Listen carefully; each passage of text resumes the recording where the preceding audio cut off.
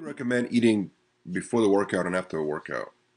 Yeah, you see, uh, I have three phases in a day for all of us. For you, if you're gonna ask me for advice for a big Rami, Mr. Olympia, or for a bikini girl that is competing, what do you want to accomplish during a day in a 24-hour period? You have a possibility to maybe build more muscle and lose some fat and then maintain. Okay. If you're happy with your body, you just want to maintain it, that's a maintenance phase. If you still have some body fat to lose, okay, we're going to have a fat burning phase. And then if you need a muscle to build, you're going to have an anabolic phase. So how do you do this? Like I said, each meal, every 3 hours, you can do something to your body.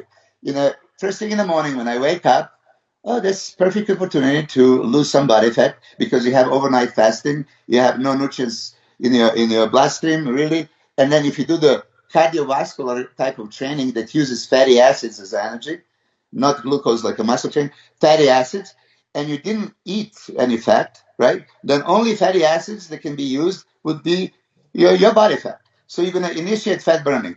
Great, this is my fat burning phase. They can maybe be repeated one more time during a day. Or I know that Jay Cutler used to do even three, cardio sessions. So purpose of cardio on empty stomach would be to burn body fat. Great. But the remainder, we need to maintain amount of calories, the amount of protein to maintain our muscle so we don't catabolize it. We do want to catabolize body fat, but we don't want to catabolize muscle.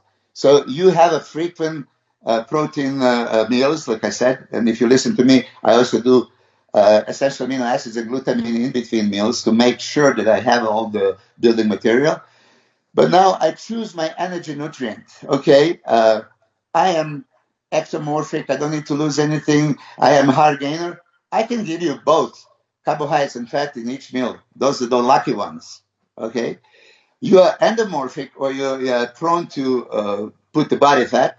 No, I won't give you. I will give you just good fats, and I would give you the caloric requirement. I would give you a deficit. I would give you as required because you already created fat loss initially. So now I give you good fats, avocado, maybe whole eggs, red meat, or olive oil, avocado oil. Good fats. Okay, nuts of any kind. Next meal, okay, for 3 hours, you again calculate how much protein, how much carbs you would need. Okay, this is a meal before the workout. Now, for a workout, we're going to use glucose. So carbohydrates would be beneficial. If your glycogen storage is not, completely full, it's somewhat empty, this carbohydrate meal is going to give you enough slow releasing from starchy complex carbohydrates. Slowly, it's going to break them up, and it's not going to, get that insulin spike. It's going to slowly give you more carbohydrates into your bloodstream that you can use during a training. Now, during a training, now this is my anabolic phase of a day. This is when I want to insert everything into the muscle. This is when I do my famous pre-intra post-workout shakes. An idea with this is I put pre-digested already in supplemental form. So your body doesn't have to bring it to the digestive system and break it down. All the supplements that would make a difference, like a creatine, like a glutamine, essential amino acids, BCA, beta-alanine, carnitine, citrulline, everything that is beneficial, I would put in a pre-workout, 30 minutes before a workout, and then inter-workout, I would be sipping in between sets. So you maintain high level of circulating amino acids and a glucose.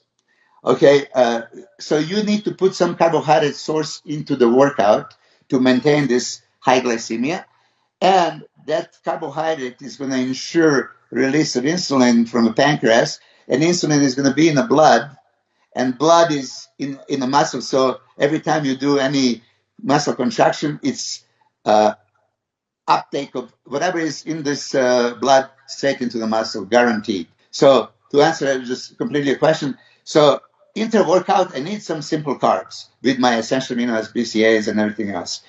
It just, the purpose of that is pushing into the muscle. Okay. Post-workout, I will have a traditional post-workout shake with the easy absorbable whey protein that's going to break down into amino acids within like 20 minutes. And now you need some kind of carbohydrates. I like to eat my carbs rather than drink it at that point, because carbs are enjoyable. You know, proteins are not so good tasting, but the carbs we all love. So at the post-workout shake, now you can have pancakes, you can have a choice of, fruit, dates, bananas, pineapple, whatever. And they would say, Milos, but you don't want a fructose. Well, glycogen capacity in a body is 70% muscle, 30% liver. So you still need to replenish liver glycogen anyway. So fructose is okay, but majority should come from glucose sources. And then my next meal would be typical protein bodybuilding meal, chicken and rice, or sweet potato, whatever else. So you will have still lean protein and a complex carbohydrate. They're going to keep replenishing your glycogen for hours to come. After that, you don't really need any more of the carbohydrates. You can stick with just protein and vegetables, protein, vegetables, and fat, depending on your metabolism and your caloric intake in total. But anabolic phase during a training, that's the opportunity when you can shove everything in. And you see, the only time, and I might as well say it, hyperemia is increased blood flow to the muscle. Only happens during a training. So you or anybody else that's listening to this right now, you have a 10% of your blood in the muscle because you're not active, and you have a 5-6 liters of blood. Only when you train with the weights, in high intensity, 60 or 70% of that blood goes in the exact muscle if you're training chest. So that's only opportunity during a day when you have so much blood there.